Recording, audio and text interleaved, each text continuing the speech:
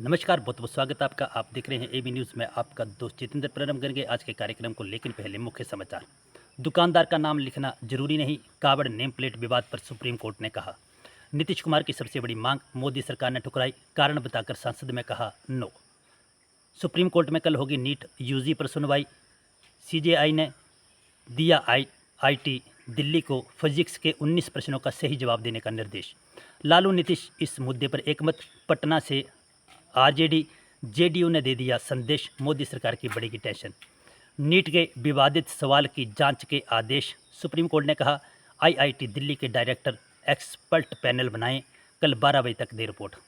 Retired फौजी ने खत्म कर दिया भाई का परिवार, मां सहित 5 की हत्या। हिमाचल विधानसभा में 3 नवनिर्वाचित विधायकों ने ली शपथ। मुख्यमंत्री सुक्खू ने कही बड़ी बात, पहले सेक्स करो तब देंगे भोजन पानी। भूख से बिखलती महिलाओं को नोच रहे मुस्लिम देश के सैनिक, उनकी गलतियों को दोबारा। मनिका बत्रा ने पेरिस में मेडल जीतने को लेकर दिया बड़ा बयान। अब समाचार विस्तार से। सुप्रीम कोर्ट ने सोमवार को योगी सरकार को बड़ा झटका दिया। कोर्ट ने कावड़ रूट पर दुकानदारों को नाम लिखने के आदेश के अमल पर अंतरिम रोक लगा दी है। कोर्ट ने कहा है कि दुकानदार खाने का प्रकार लिखें, अपना नाम लिखना जरूरी नहीं। सुप्रीम कोर्ट ने सुनवाई के दौरान याचिकाकर्ता महुआ मोइना की ओर से पेश वकील अभिषेक मनु सिंघवी ने कहा कि आदेश आर्थिक बहिष्कार की कोशिश है और छुआछूत को भी बढ़ावा दे रही है। वहीं कुछ दिन पहले मुख्यमंत्री योगी के आदेश के बाद लगातार विवाद बढ़ रहा था, जिसके ऊपर रोज नए नए बयान और तर्क आ रहे थे। चूंकि अब कोर्ट ने आदेश दे दिया है तो इन सब पर विराम लगता नजर आ रहा है। अगली खबर, केंद्र ने बिहार को स्पेशल स्टेटस का दर्जा देने की मांग को खारिज कर दिया है। एनडीए के प्रमुख सहयोगी जनता दल की ये प्रमुख मांग थी। एक लिखित पत्र में वित्त राज्य मंत्री पंकज चौधरी ने कहा कि बिहार के लिए विशेष राज्य का दर्जा देने का मामला नहीं बनता। बिहार के झंझारपुर के जेडीयू सांसद रामप्रीत मंडल ने वित्त मंत्रालय से पूछा था कि क्या सरकार के पास आर्थिक विकास और औद्योगिकरण को बढ़ावा देने के लिए बिहार और अन्य पिछड़े राज्यों को विशेष दर्जा देने की कोई योजना है। पंकज चौधरी के जवाब में पहले राष्ट्रीय विकास परिषद के कुछ राज्यों को योजना सहायता के लिए विशेष श्रेणी का दर्जा दिया गया था। उन्होंने आगे बताया, इससे पहले विशेष श्रेणी के दर्जे के लिए बिहार के अनुरोध पर एक अंतर मंत्रालय समूह की ओर से विचार किया गया था, जिसे 30 मार्च 2012 को अपनी रिपोर्ट प्रस्तुत करनी थी। आईएमजी इस निष्कर्ष पर पहुंचा कि मौजूदा एनडीसी मानदंडों के आधार पर बिहार के लिए विशेष श्रेणी की राज्य का दर्जा नहीं बनता है। अब तक जम्मू कश्मीर, पूर्वोत्तर राज्यों हिमाचल प्रदेश और उत्तराखंड जैसे पहाड़ी राज्य शामिल हैं, जिनमें अब तक यह सुविधाएं मिल चुकी हैं। अगली खबर, नीट यूजी 2024 विवाद मामले में आज 22 जुलाई को सुप्रीम कोर्ट ने सुनवाई की, जिसमें अदालत द्वारा दोबारा परीक्षा कराए जाने पर फैसला सुनाए जाने की उम्मीद है। भारत के मुख्य न्यायाधीश DY चंद्रचूड़, न्यायमूर्ति B पादरीवाला और न्यायमूर्ति मनोज मिश्रा की पीठ आज सुबह 10:30 बजे नीट से जुड़ी सभी मामलों पर सुनवाई शुरू की। शीर्ष अदालत ने राष्ट्रीय पात्रता सह प्रवेश स्नातक 2024 में कथित अनियमितताओं से संबंधित करीब 40 याचिकाओं पर सुनवाई कर रही है। सुप्रीम कोर्ट ने 18 जुलाई को राष्ट्रीय परीक्षण एजेंसी को निर्देश दिया था कि शनिवार दोपहर 12 बजे तक नीट यूजी उम्मीदवारों का परिणाम अपनी वेबसाइट पर प्रकाशित करे। शहरवार और केंद्रवार उम्मीदवारों की पहचान छिपाते हुए अंकों में वृद्धि और कथित पेपर लीक पर सुनवाई करते हुए शीर्ष अदालत ने एनटीए से यह बताने को कहा कि परीक्षा शहर बदलने वाले छात्रों में से कितने शीर्ष 1.8 लाख में जगह बना पाए हैं और क्या 9 और 10 अप्रैल को पंजीकरण कराने वाले पक्ष में कोई पक्षपात है। न्यायमूर्ति JB पादरीवाला और न्यायमूर्ति मनोज मिश्रा की खंडपीठ ने केंद्र के इस रुख पर भी सवाल उठाया है कि हजारीबाग के प्रश्न पत्रों का कथित लीक परीक्षा शुरू होने से सिर्फ 1 घंटे पहले हुआ था। बता दें कि विशेष राज्य के दर्जे की मांग पर लालू नीतीश की पार्टी एक ही पन्ने पर है। रविवार को जदयू के राष्ट्रीय कार्यकारी अध्यक्ष संजय झा ने विशेष राज्य दर्जे देने की मांग को पूरी ताकत से आगे बढ़ाया है। अगली खबर, नीट विवाद पर सुप्रीम कोर्ट ने 40 से ज़्यादा याचिकाओं पर CJI DY चंद्रचूड़ की बेंच ने सामने सुनवाई खत्म हुई। यह चौथी सुनवाई थी। बेंच ने फैसला सुनाते हुए कहा कि नीट यूजी 2024 परीक्षा कैंडिडेट्स को एक सवाल के लिए एक सही ऑप्शन चुनना था।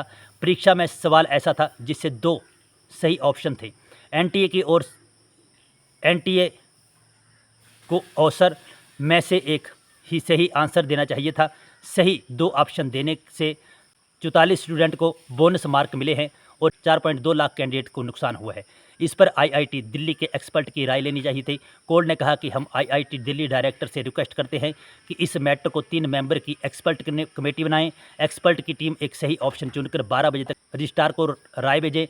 इसके अलावा सीजीआई ने याचिकाकर्ताओं से आज शाम 5 बजे तक पेज में नीट यूजी रिटेट के पक्ष में तर्क का रिटर्न सबमिशन ईमेल करने को कहा था। सुनवाई के दौरान एनटी ने माना कि 3300 से ज़्यादा स्टूडेंटों को गलत पेपर दिया गया था। इन्हें एसबीआई की जगह कैनरा बैंक का पेपर बांट दिया गया था। सीजीआई ने कहा आरोपियों के बयान अलग अलग हैं। अगर पेपर 4 मई की रात को हुआ है तो जाहिर है कि लीक ट्रांसपोर्टेशन के दौरान नहीं बल्कि स्ट्रांग रूम बॉल्व से पहले हुआ था। अगली खबर, जमीनी विवाद को लेकर रविवार रात को एक पूर्व फौजी ने घर में कत्लेआम मचा दिया। नारायणगढ़ के पीड़ माजरी रुतौर गांव के इस सनसनीखेज घटना में पूर्व फौजी भूषण ने अपने परिवार के 5 सदस्यों की बेरहमी से हत्या कर दी। मृतकों में उसके भाई, भाभी, 6 माह का भतीजा, 5 साल की भतीजी और मां शामिल है। हैरानी की बात यह है कि हत्या के बाद आरोपी ने शव को जलाने का भी प्रयास किया। जब उसके पिता ओम प्रकाश ने विरोध किया तो भूषण ने उन्हें भी बुरी तरह से मार पीट कर घायल कर दिया। इस घटना में भाई की एक बेटी भी गंभीर रूप से घायल हुई है। भूषण ने हत्याकांड को अंजाम देने के बाद मौके से भाग निकला। पुलिस ने मृतकों की पहचान 35 वर्षीय हरीश, उसकी पत्नी 32 वर्षीय सोनिया, मां 65 वर्षीय सरोपी, बेटी 5 वर्षीय यशिका, बेटे 6 माह मयंक के रूप में हुई है। घायल पिता ओम प्रकाश को नारायणगढ़ के नागरिक अस्पताल में भर्ती करवाया गया है, जबकि गंभीर रूप से घायल बच्ची पीजीआई रेफर हो गई है। नारायणगढ़ पुलिस ने सभी शवों की छावनी नागरिक अस्पताल की मोर्चरी में रखवा दिया है। पुलिस आरोपी की तलाश में तलाशी अभियान तेज कर दिया है। पुलिस ने आरोपी की तलाश में तलाशी अभियान तेज कर दिया है और मामले की जांच शुरू कर दी है। जमीनी विवाद के चलते इस भयानक हत्याकांड ने इलाके में सनसनी फैला दी है। अगली खबर, सोमवार को मुख्यमंत्री सुखविंदर सिंह सुक्खू की धर्मपत्नी कमलेश ठाकुर सहित 3 नवनिर्वाचित विधायकों ने शपथ ली। विधानसभा में नवनिर्वाचित विधायकों का शपथ ग्रहण समारोह हुआ। विधानसभा स्पीकर कुलदीप सिंह पठानिया ने विधानसभा सदन सभागार में शपथ दिलाई। शपथ ग्रहण समारोह में मुख्यमंत्री सुखविंदर सिंह सुक्खू, नेता प्रतिपक्ष जयराम ठाकुर, विधायकों सहित कई गणमान्य लोग उपस्थित हुए।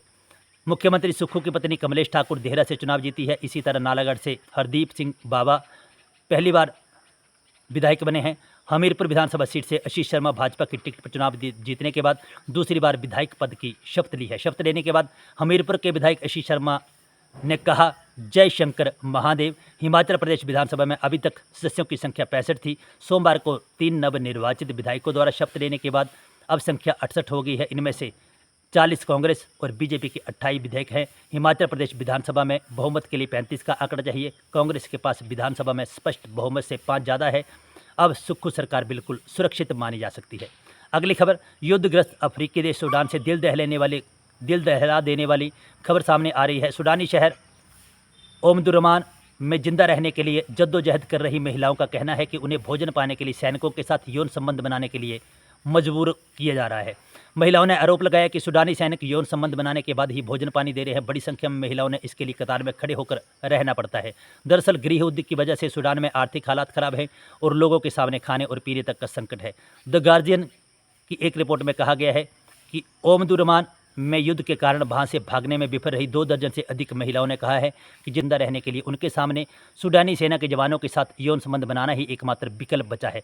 रिपोर्ट में पीड़ित महिलाओं के हवाले से कहा गया है कि सेना के जवान अपनी जिस्मानी आग बुझाने के लिए बड़ी संख्या में मजबूर महिलाओं को कतार में खड़े रखते हैं और फिर उनके साथ यौन संबंध बनाते हैं। इसके बदले में उन महिलाओं को कुछ भोजन पानी मिलता है जिससे अपने और अपने परिवार का पेट भर पाती हैं। अगली खबर, पेरिस ओलंपिक में अब महज कुछ दिन बाकी हैं।